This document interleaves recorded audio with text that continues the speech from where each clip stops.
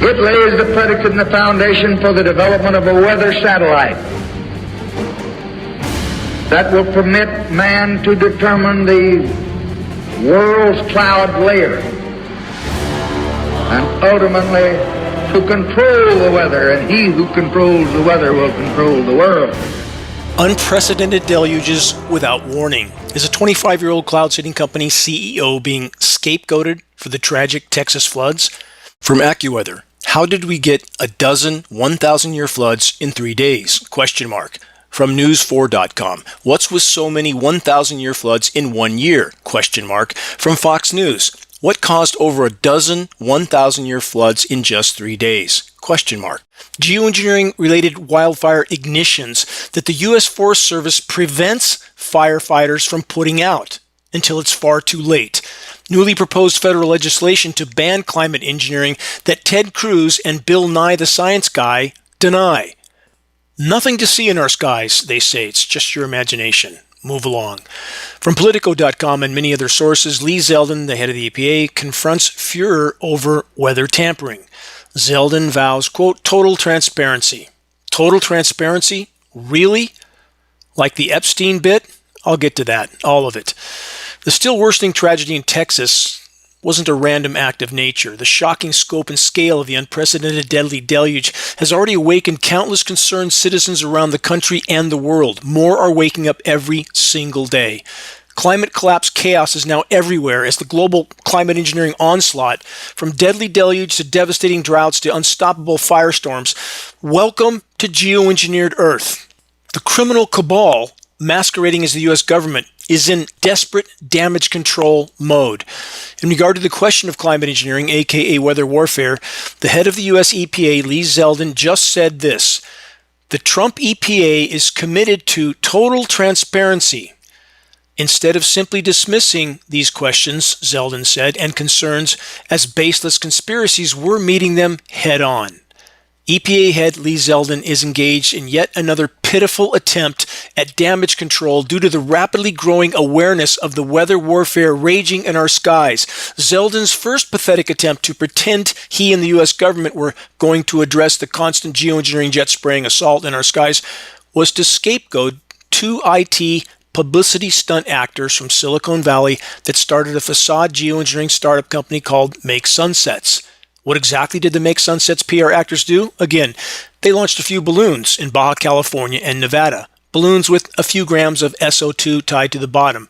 Virtually meaningless. In fact, as I've done the math before, it would take 10 million of these balloons to equal the payload in one U.S. military geoengineering jet tanker. Now Zeldin is reading his carefully crafted script, claiming he's going to provide, quote, total transparency in regard to our government's knowledge of geoengineering. Really, Mr. Zeldin? Should we consider the Epstein files as an example of your definition of total transparency? The curtain is coming down on the criminal cabal that has long since been masquerading as the U.S. government. Political parties are irrelevant in this equation. Climate engineering, weather warfare, geoengineering must be fully exposed and halted. Time is not on our side. Next, more criminal cover-up. First, this puzzle piece from the New York Times. Ted Cruz was vacationing in Greece as floods devastated Texas. Yes, of course he was. Now this from Newsweek. Ted Cruz responds to weather modification claims following Texas flooding. Senator Ted Cruz dismissed talk about weather modification Monday, saying there is, quote, zero evidence to support claims that the government is manipulating the weather. The report continues. The Texas Republican made the comments in response to a proposed bill by Representative Marjorie Taylor Greene, which aimed to ban atmospheric interventions, a move rooted in, the report says, with no proof to back up this statement, long debunked, quote, chemtrail theories. Again, Newsweek. The internet can be a strange place, Ted Cruz said at a press conference. He further stated this: people can come up with all sorts of crazy theories, end quote. Let's stop there. Let's ponder that statement, referring to the century-old governmental objective of controlling the weather for purposes of power and control. Let's remember Lyndon Johnson 63 years ago, 1962. First 30 seconds of the Geoengineering Watch Global Alert News broadcast. For our on-air listeners, you can find that on our homepage, geoengineeringwatch.org. First 30 seconds, Lyndon Johnson, 1962, stating then, we had the power to control the world's cloud layer then, and quote, he who controls the weather controls the world. And we have Mr. Cruz stating that it's some sort of crazy theory. There's literally hundreds of patents to confirm this reality, the reality of these operations. It's a matter of historical record. Again and again and again. So many examples. Just a, quote, crazy theory. Eh, Ted? An increasingly enraged population is listening to you, Ted. They're rapidly waking up to what's being done to them and their children. They will absolutely remember the part you have chosen to play for the power structure you serve, Ted. Criminal denial of the climate engineering operations. I wonder, how will the public respond toward you, Mr. Cruz, once the curtain is finally pulled back? Perhaps it would be prudent for you to head back to Greece, Mr. Cruz. Moving on, from CNN, Bill Nye on, quote, once-in-a-lifetime floods occurring 3 times this week alone. Let's stop and ponder this. Did Billy make mention of the single greatest climate disruption factor of all throughout this entire report? Of course not. Nye's main point seemed to be to imply that real science means the official narrative, and anything else apparently isn't science, according to Bill. What is the official narrative regarding factually indisputable and blatantly visible climate engineering solar radiation management operations in our skies? Officially, they don't exist. There's more. Nye stated he had just met with none other than Ted Cruz. Imagine that. No matter how vast the perceived differences are between these two opposite ends of the spectrum characters, they seem to be apparently united in regard to their official denial or omission of the climate engineering weather warfare elephant in the equation. Nothing to see here. Move along. More puzzle pieces on climate engineering cover-up. More from Mr. Ted Cruz from the UK Guardian. Ted Cruz ensured Trump spending bill slashed weather forecasting funding. The senator was on vacation abroad while Texas was hit by deadly floods, a disaster worsened by forecasting cuts, critics say.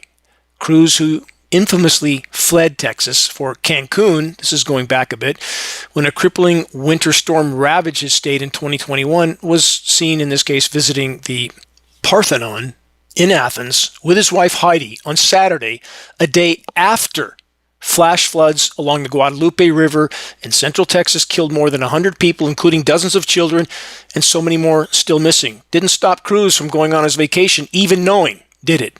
Again, on Matrix Television, Cruz went into a long scripted rant trying to convince us all of how much he cares about what happened regarding the completely unnatural, deadly deluge in Texas, about all the fate of all the children.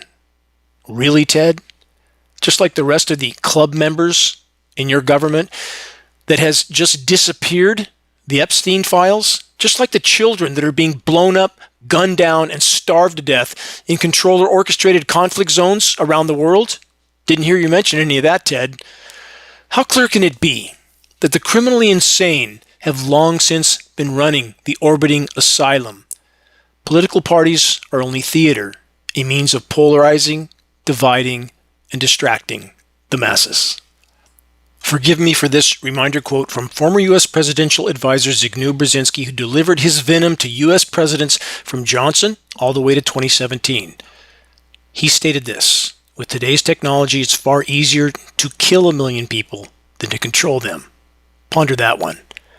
This is Dane Wigington. You're listening to the weekly installment of the commercial-free, non-political Global Alert News Report, the end of the world as we know it broadcast, brought to you by Geoengineeringwatch.org, the largest and most visited website in the world and the subject of global climate engineering operations, aka weather warfare.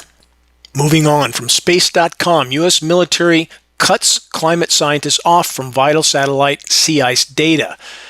This is much more important than it might seem. Climate scientists in the United States are to be cut off from the satellite data measuring the amount of sea ice, a sensitive barometer of climate change. It's actually a barometer of how long we're going to be alive on this planet. The changes are the latest attacks by the U.S. government on science and the funding of science research in an effort to slash the budget. They don't care about the budget. They can print whatever they want for whatever they want. They care about covering the tracks of the climate engineers. They say to enable tax cuts elsewhere. From a scientific point of view, this is madness. That's from the article. Without the ability to track the sea ice, scientists are blinded to one of the most significant measures of climate change and become unable to tell how close we are to the brink. Here's how close we are. We're through the guardrail, flying through the air on the way to the canyon. That's where we are. And most of the population is fighting over what station to put the radio on. Cruz inserted language into the, quote, big, beautiful reconciliation bill before its signing by Mr. Trump that eliminates a $150 million fund to accelerate advances and improvements in research, observation systems, modeling, forecasting, assessments, and dissemination of information to the public around weather forecasting. A further $50 million for NOAA grants to study climate-related impacts in oceans, weather systems, and coastal ecosystems was removed. For the record, the controllers couldn't care less again about taxation anything. They can, as I stated, and always have, printed whatever they want out of thin air for whatever they want. The gutting of environmental and climate monitoring is simply a method to cover the tracks of the climate engineers. And I have no love for the whole of the so-called climate science community that has yet to find the courage to admit to the climate engineering elephant in the room. But nevertheless, these cuts are about hiding the tracks of the climate engineers. That's what they're about. Until the last possible moment, to hide unfolding global ecological collapse, total collapse. The controllers are playing out their cards. Bigger and bigger and bigger. Cruz and friends don't want populations to see the oncoming train unless they panic and start looking for their pitchforks and torches. Next, more diversions. This from yahoonews.com. Rainmaker CEO to speak publicly amid cloud seeding scrutiny over Texas floods. From so-called PolitiFact.com, naturally occurring rainfall caused deadly Texas flooding, not a corporation's cloud seeding.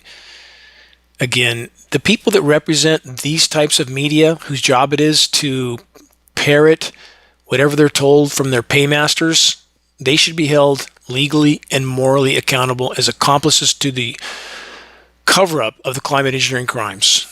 Let's add this from Bloomberg. Misinformation on cloud seeding swirls after deadly Texas floods. Same matrix media, criminal denial, covering the tracks of the climate engineers. But let's separate cloud seeding from climate engineering. Totally different animals.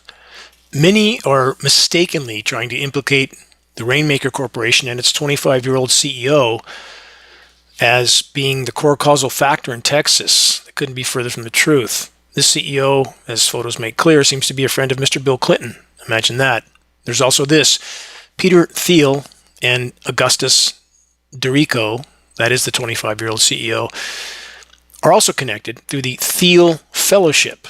Question, is Thiel's program designed to groom future big club minions?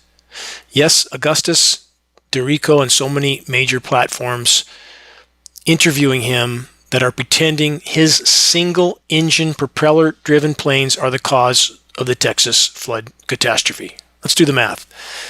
The amount of silver iodide dispersed in a single cloud seeding flight can vary depending on the specific operation and the method used, but it isn't much. For instance, researchers report that using 2 flame bars, that's the bars along the wings of the single-engine aircraft with some flares on it, wing flares, each containing about 125 grams of silver iodide, the total about half a pound.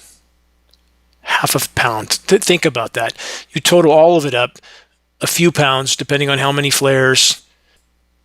Absolutely meaningless in the larger context. How about a geoengineering jet tanker dispersion? A KC-135 can carry as much as 100-ton payload and can fly far higher than the propeller-driven, wing flare-equipped cloud seeding planes. Think about that. A few pounds at most of cloud seeding elements compared to as much as 200,000 pounds in a single payload of toxic climate engineering elements, again in a single flight. How many have seen the online postings and film footage of the blue rain in Texas before that event? Yes, blue, lots of it. Not the first time, not the last. Further, the U.S. military has several thousand jet tanker aircraft, 3 times more than all the world's militaries combined, and further completely controls the NEXRAD frequency transmitter network that is a primary component of the climate engineering operations. The transmissions have a repelling effect on storm cloud moisture, thus If facilities on all sides of a storm are energized, the storm moisture can't migrate. It's stationary, and all of its seeded rain precipitates in one general location. Ponder that. Plug that into the equation.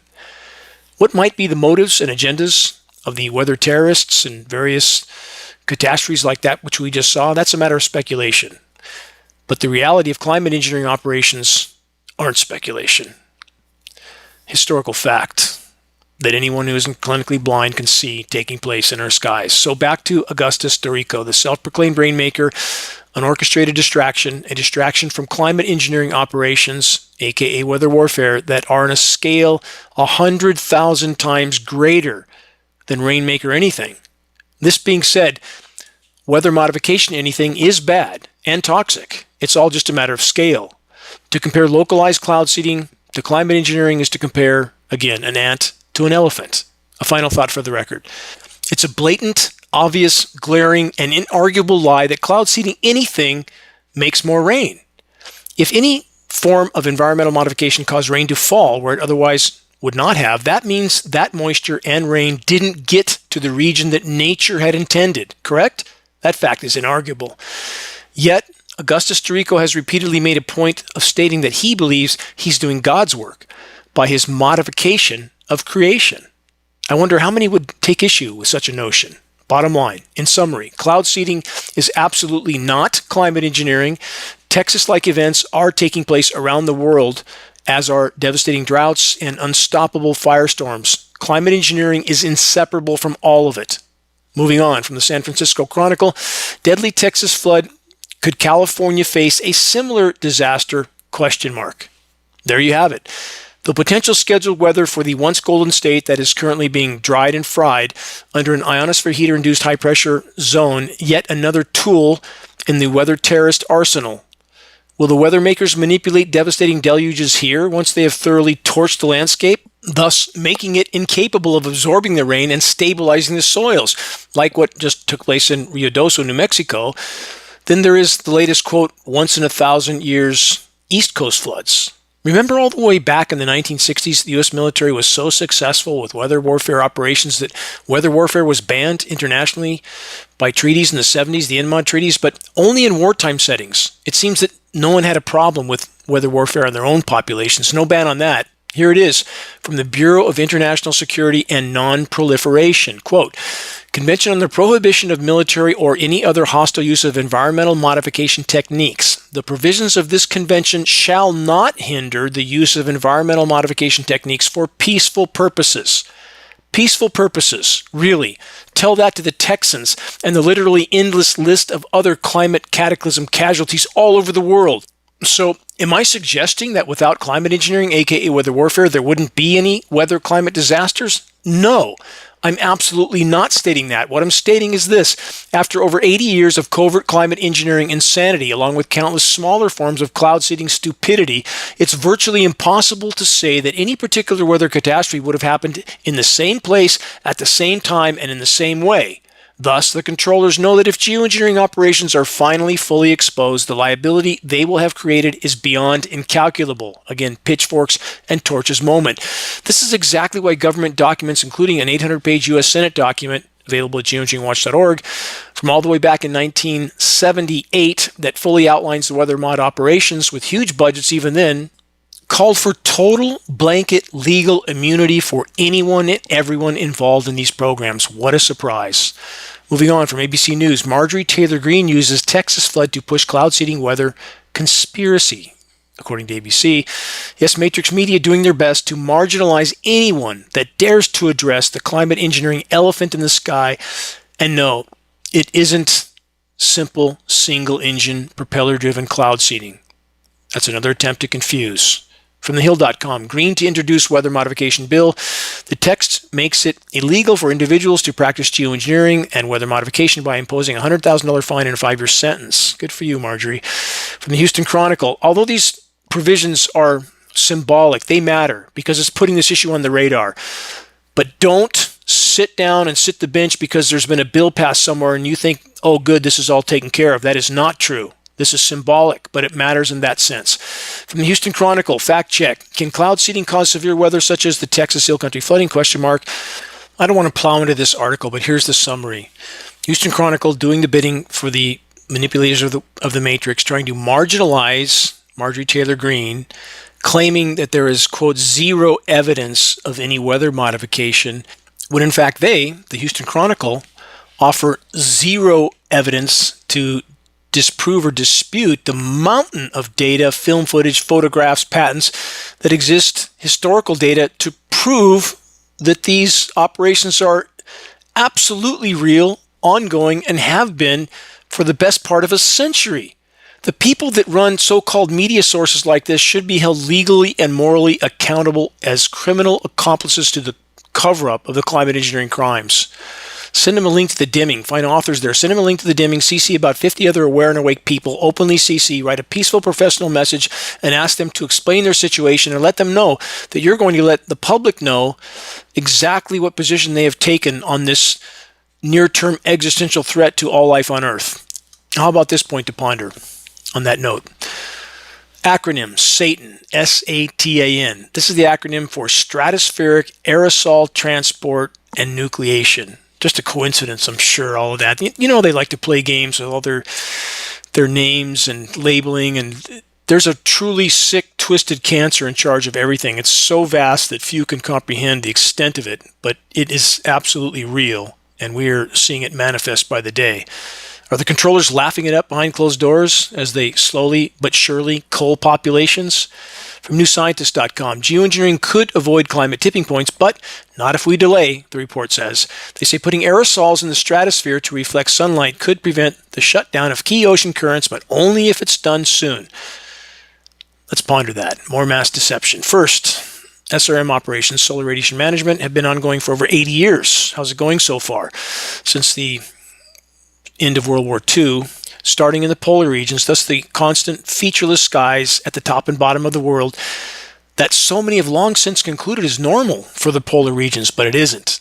Next, about the ocean currents, the air conditioners of the planet, not only is it too late because they're already collapsing and shutting down, but the global climate engineering insanity is a core reason why.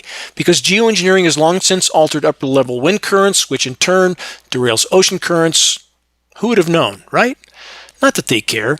They detonated hydrogen bombs in the magnetosphere, thought it would collapse the atmosphere. They didn't care. Did it anyway. Who's the only country that bombed innocent civilian cities with nuclear bombs? Oh yeah, the US. That's right. What about our troops being permanently poisoned with radioactive ammunition in the Middle East? Our own troops. Oh yeah, that was our own government that did that also to our own troops. How many people know these kinds of things? Depleted uranium, never said a word to our troops, poisoned all of them permanently. I paid out of my pocket for a spokesman for the U.S. military, a very valiant Marine medic. I brought him to Northern California twice to try to tell the other vets about what their government had done to them. How many blind flag wavers are willing to ponder that about all that we've done to our own troops, from Agent Orange to depleted uranium? And we are trained, taught, programmed from birth not to question that's serving freedom and democracy, even poisoning our own, from the armchair war hawks who never saw a day of combat. And I worked for a time rehabbing NAM vets because it broke my heart to see what they had gone through. There's a lot more to being patriotic than blindly waving your flag. Moving on, in regard to climate engineering, derailing all the primary life support systems of the planet, which of course includes the global hydrological cycle. Ponder this from MSN. Parts of America now facing severe water shortages for the first time, just beginning. Let's add this from phys.org. Climate change and aerosols drive persistent drought and lower rainfall in Southwest, study finds. Please search this. Presentation I did many years ago, well over a decade ago, called Engineered Drought Catastrophe, Target California. Everything I said then has happened. Wasn't guessing, was following data, was following satellite imagery, wasn't looking at a crystal ball. Had to happen. Cars are going 100 miles an hour and it's 5 feet from impact, you know it's going to hit. That's where we're at as a life form. From watereducation.org, climate change and aerosols drive persistent drought and lower rainfall in Southwest. Study finds the combined effects of climate change and air pollution have led to direct declines in precipitation in the U.S. Southwest, making drought inevitable, a new study has shown. These circumstances, which began taking hold about 1980, are likely here to stay as the planet warms, according to the study, according to the journal Nature Geoscience. Where are all these aerosols coming from? Look up. Again, Geoengineering.org, working with the University of Minnesota, I believe a total of almost 500 lab tests, determined based on the material in those precipitation tests, projecting that globally, something in the range of 40 to 60 million tons of toxic nanoparticles being sprayed in the sky. How does that diminish and disperse rain? Because climate engineers can eliminate rain, disperse it, or augment it. If you put too many condensation nuclei into cloud moisture, they don't combine and fall as rain. You get these featureless skies with nothing precipitating out, or these drizzly days, toxic drizzle. But depending on the condensation nuclei size, or they can create deluge, and depending on the frequency transmissions, there are so many variables, some of which we can't yet know. But the bottom line is, on the creation of drought, I spoke to the California Energy Commission going as far back as 2008, met with their top scientists, presented data.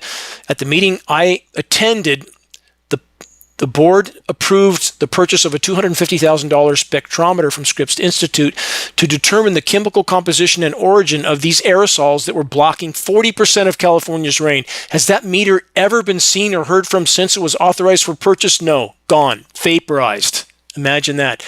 Just like my meeting with Gavin Newsom in the Capitol some years later, Newsom has never said a single word. Couldn't dispute any of my data, but never said a single word. Bottom line. The climate engineers control the spigot. They are completely disrupting and derailing the global hydrological cycle, from deadly deluges to devastating droughts to unstoppable firestorms. The continued use of weather as a covert weapon on an already extremely damaged planet has created a trajectory toward extremely near-term planetary omnicide. Welcome to the Titanic. And no, again, it's not just jet exhaust. Know the content of what you are considering sharing or forwarding before you do so. Just because someone says something about climate engineering, you know nothing about them, their claims on their site, or anything else, or the context in which they're saying whatever they're saying.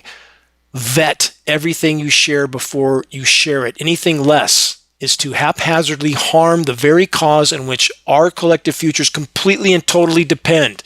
Our toxic aerosol-filled skies are absolutely not attributable to jet exhaust. It's sprayed particulate dispersions, but so many, even online, continue to covertly claim in a roundabout way that we're just seeing some form of jet exhaust. Even this administration and RFK claimed the same. That is truly unfortunate and disturbing. And those that are claiming this while simultaneously pretending to be in the fight to expose and stop climate engineering are actually doing exactly the opposite, repackaging the official just jet exhaust narrative by falsely claiming jet fuel additives are the cause of the grid pattern filth-filled skies. No. Can't put 40 to 60 million tons of abrasive toxic particles through jet turbines. Those jets wouldn't make it 5 feet from the end of the runway. And every single airport would be so completely and totally contaminated for perhaps hundreds of miles radius around them, because some of the bigger jets use as many as 5,000 gallons on takeoff alone.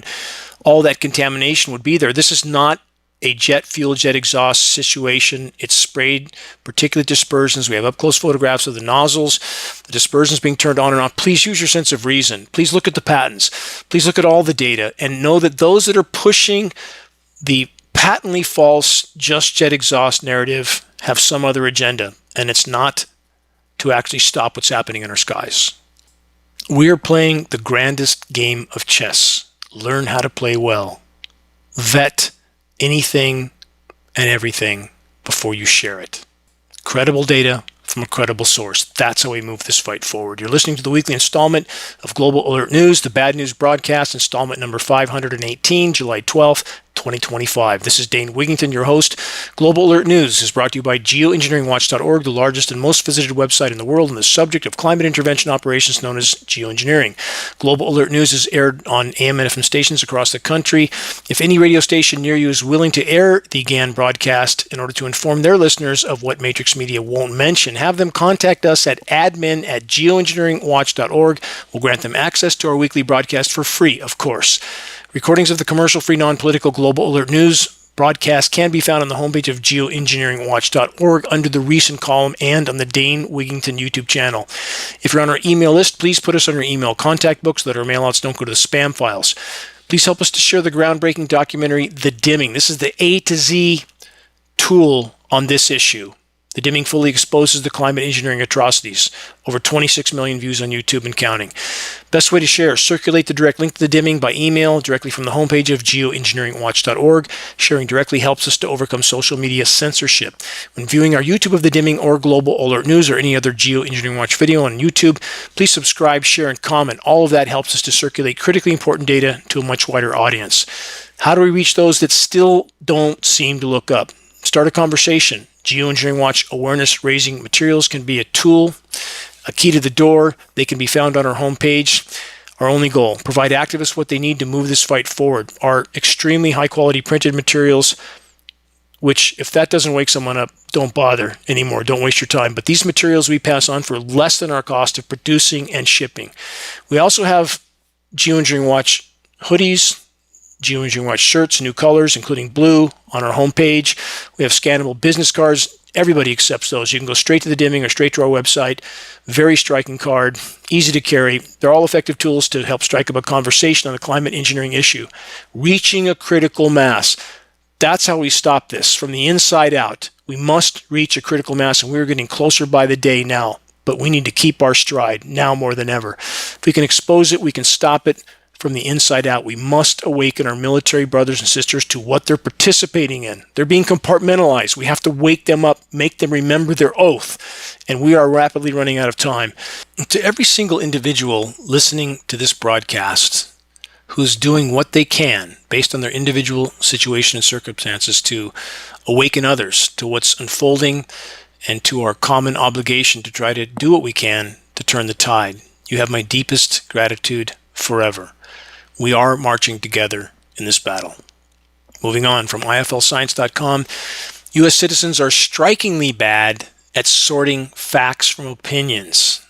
That's scary, but not surprising, is it? Luckily, the internet, they say facetiously, isn't rife with misinformation. Oh, wait.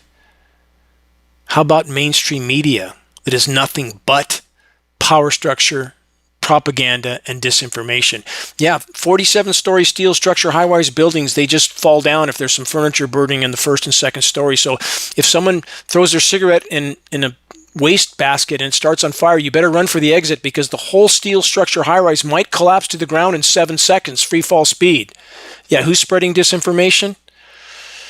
And about the general picture here on climate engineering, my goal is to stop climate engineering. We can examine the rest later, but it's imperative to remember that it's not just a this or that equation, and we have deep denial on both sides of the fence. One side, who recognizes all the forms of damage to the planet except climate engineering, which if they hear about that, they put their fingers in their ears and behave like kindergartners. And we have the other side that accepts climate engineering is real, but somehow denies all the other forms of damage to the planet. Lots of denial to go around. We need to build bridges. No legitimate discussion on climate, anything from any perspective without first and foremost addressing climate engineering. That's how you build a bridge instead of burning it. It's a this and that equation. Humans have been abysmal stewards of the planet. Climate engineering is the epitome of that, but there are lots of other issues we need to deal with. This is a paradigm for self-annihilation. It always has been, and we're about to find that out the hard way. Just a footnote on the whole Epstein thing. Is that not a shocking, glaring example of total, blatant, obvious criminal cover-up? I mean, what's it take? Seriously, what's it take? It's not a political issue. It's not a left or right issue. They're all the same. How much did the Clintons cover up? But what's it take for people to realize that the whole thing is a facade? It's a facade while they're herding us off the cliff like lemmings. From the UK Guardian, key climate change reports removed from U.S. government websites. This is more cover-up. They say the national climate assessments help state, local governments prepare for the impacts of a warming world. They say nothing about climate engineering, of course. Again, all of this gutting of monitoring, that's part of covering the tracks of climate engineers. That's why air quality testing, PM10, generally, that's it. No looking for nanoparticles, because there's a mountain of it and they don't want you to know about it, so they don't even look for it.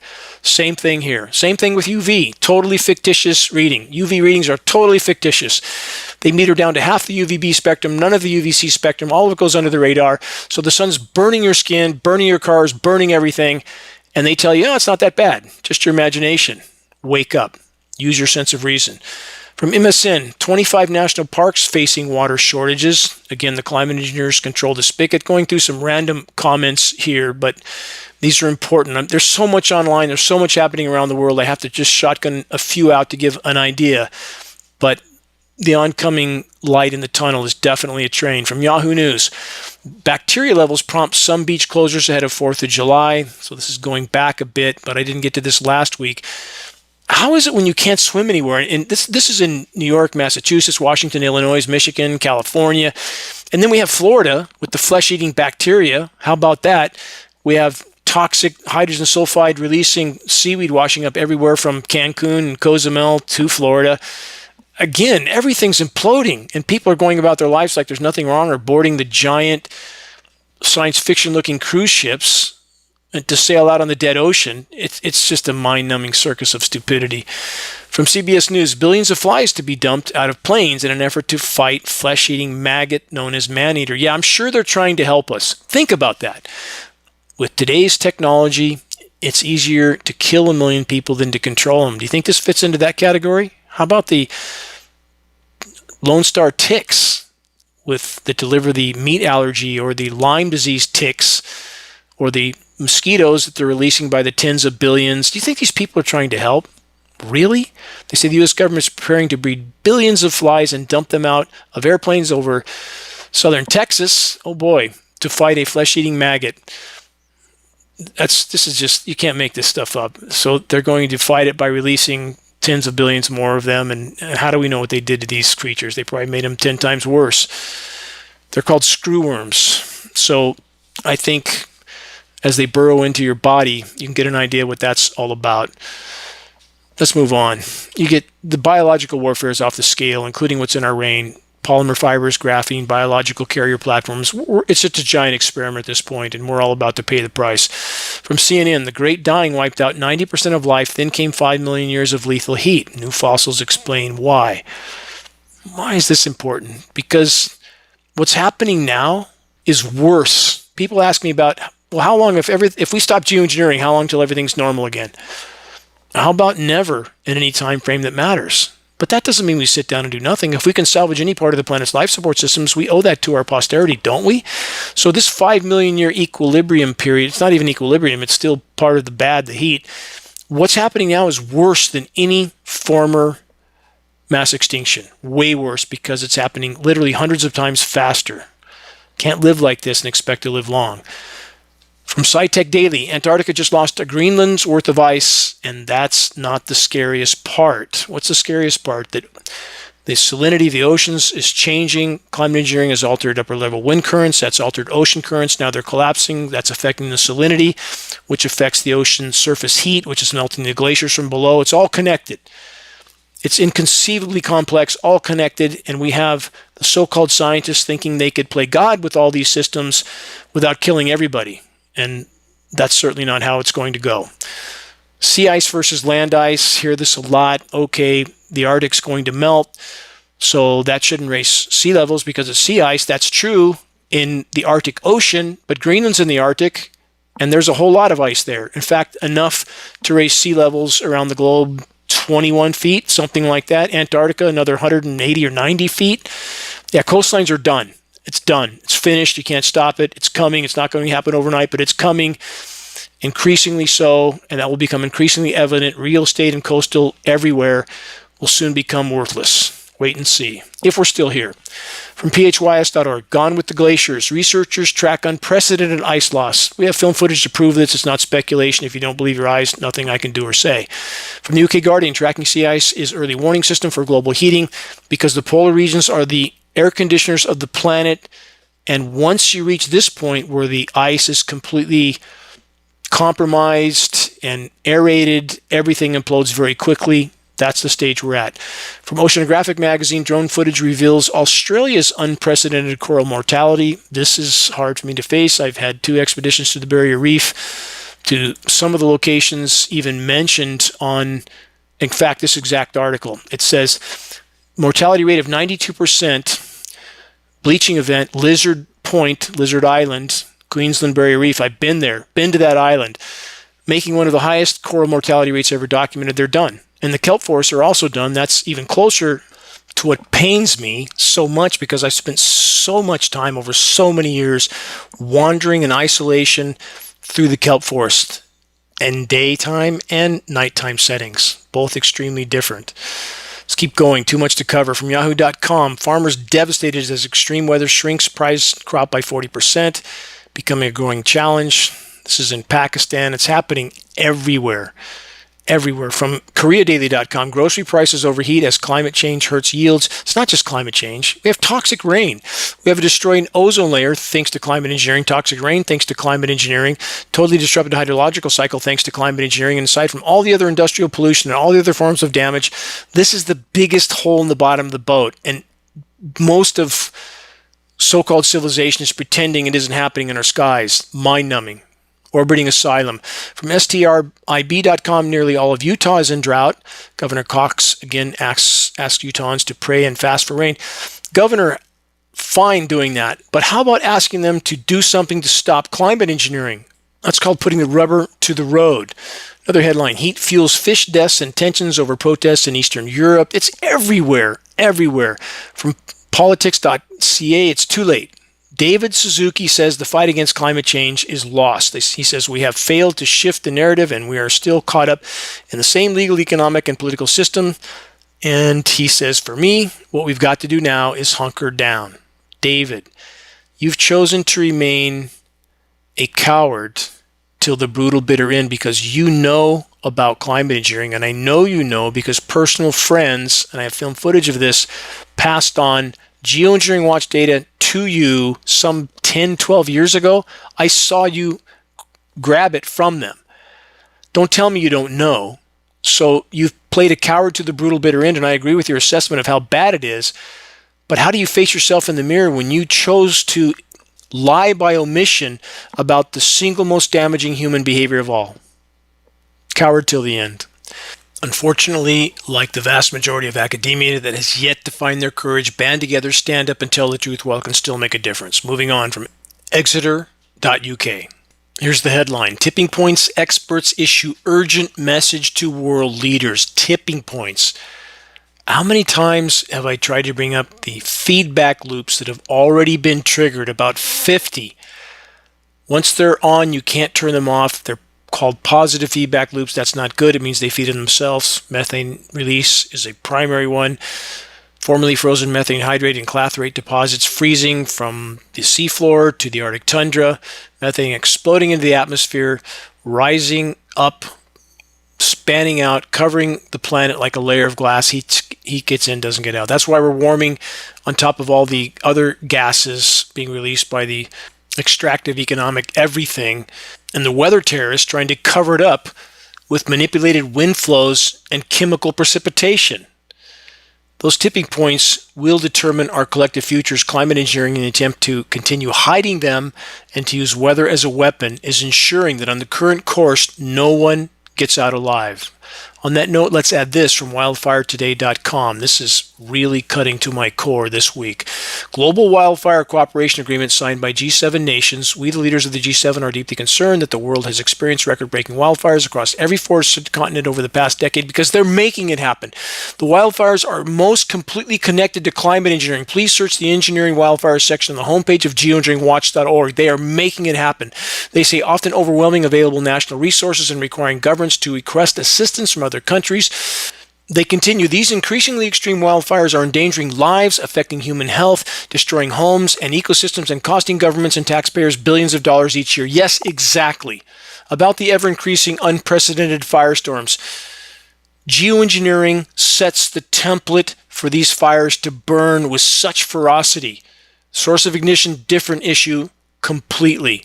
Geoengineering also ionizes the atmosphere as they're drying up the precipitation, which facilitates more dry lightning strikes. Keep that in mind. And about putting those dry strikes out, putting those fires out before they are completely out of control, the U.S. Forest Service, as a practice, refuses to effectively put out starts. They won't let their firefighters do their jobs, and they refuse to allow other firefighting agencies like CAL FIRE to do so until the fires are totally and completely out of control, permanently blackening forests that aren't coming back and causing untold disaster to so many Americans. Here's some headlines on this front. From ABC News, multiple fire officials have criticized so-called U.S. Forest Service let it burn policy, saying it's reckless. You think?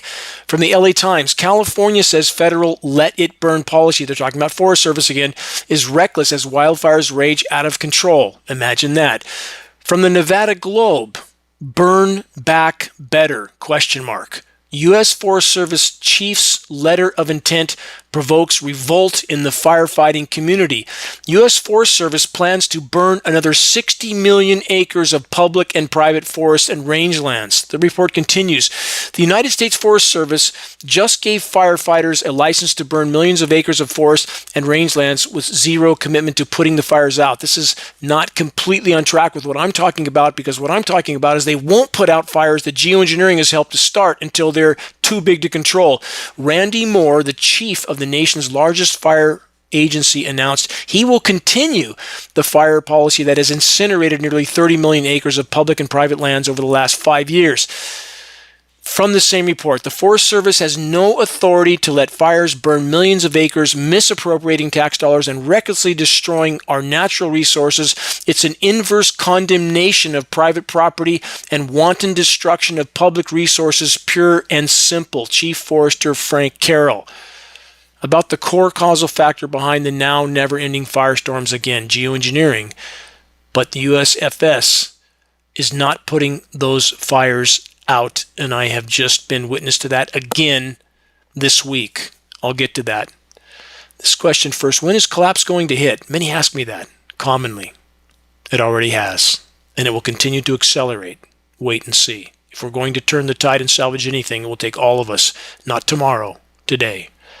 As battle fatigued as we all are, now more than ever, we must keep our stride in this battle. Over the last week, I've had to bear witness to my former wilderness cathedral, the Gray Rocks complex of limestone peaks in Shasta County. Literally, the wilderness out my back door. I've had to watch it go up in flames. Ignited by a dry lightning strike due to a completely altered climate-engineered atmosphere, the fire start was allowed to eventually expand and explode due to U.S. Forest Service let it burn policies. Very small in the beginning. Only a few acres for well over a day, and the lake is right there. They could have dipped and dropped and put that out with even a single individual or two on site. And I know this because I've done this. In years past, 2004, I hiked to a lightning strike on a ridge near me, and one CAL FIRE helicopter, thankfully, was there.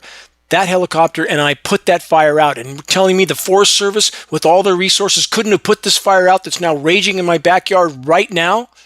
And let me rephrase that equation. It's not that their firefighters can't do their job. It's that the chiefs of the Forest Service won't let them do their job, and they won't allow CAL FIRE, very qualified agency, to do their job. This fire would have never happened. Once ignited, the U.S. Forest Service, who is tasked with protecting the public lands, refused to effectively fight the green fire, which is now thousands of acres, zero containment, and incinerating public forest lands about 2 miles from my habitat preserve boundary. Again, Forest Service firefighters or CAL FIRE personnel would have put that fire out immediately, but U.S. Forest Service management wouldn't let them. I had state officials tell me that to my face this week.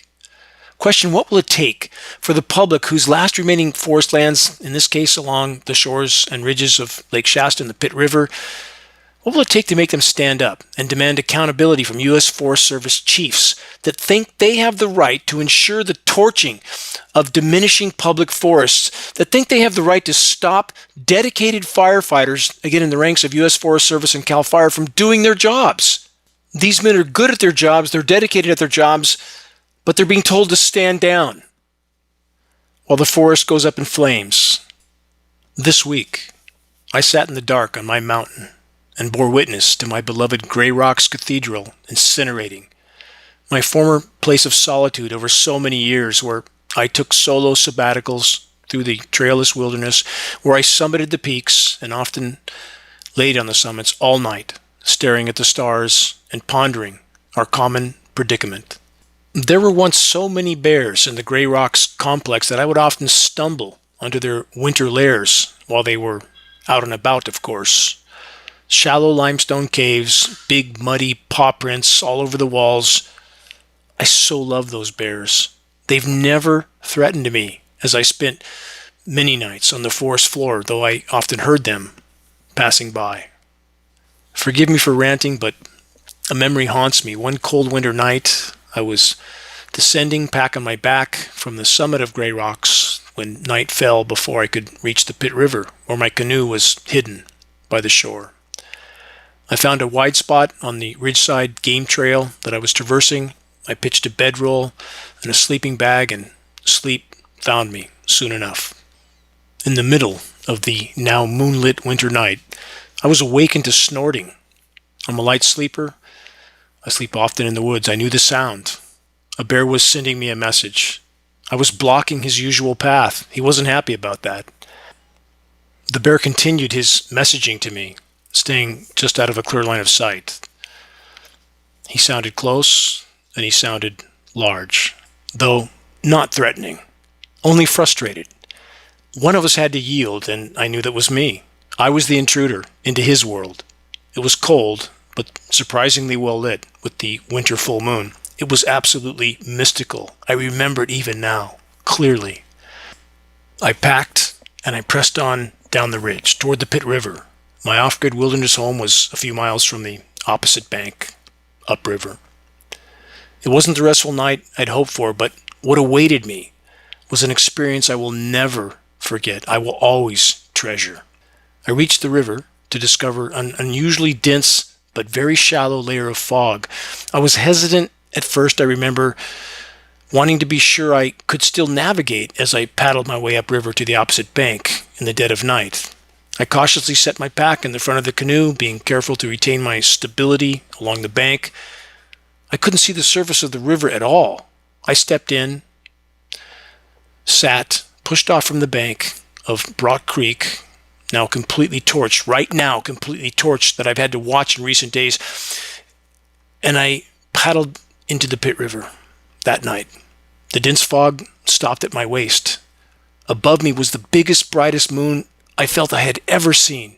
It was so silent. It was so unimaginably serene, like a dream. My paddle dipping out of sight, below the fog surface and back out again. No sounds, except for the faint lapping of the river water being disturbed by my passing.